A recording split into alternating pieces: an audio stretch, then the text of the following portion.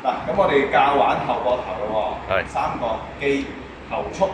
咁我哋用 cable 嚟玩，咁我哋將兩個 cable 咧 set 幾高啊？大約係我哋坐喺度玩嘅，係大約係低到個膊頭少少就 OK 啦。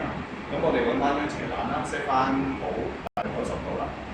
咁我哋坐翻喺度，我哋交叉手去攞呢個滑輪。OK， 兩個手腕咧斜斜地跟翻手踭角度45度角斜拉向後，咁個膊頭後束咧就收縮得好靚㗎啦！嗱，記得咧唔需要再夾肩胛啦，因為夾埋肩胛咧，你個肩胛就參與咗啦，咁就唔係玩肩胛啊嘛，所以咧個肩胛唔需要刻意去喐動啊。今次就係盡量抑制住個肩胛，我哋咧推到去幾多啊？大約係個膊頭伸展晒啦，之後就第二下啦，拉到去幾多啊？拉到去水平個軀幹就 OK 啦，即係拉到太後，拉到太後個肩胛夾實咗，就俾其他肌肉參與。回嘅時候慢啲咯，都係嗰句啦。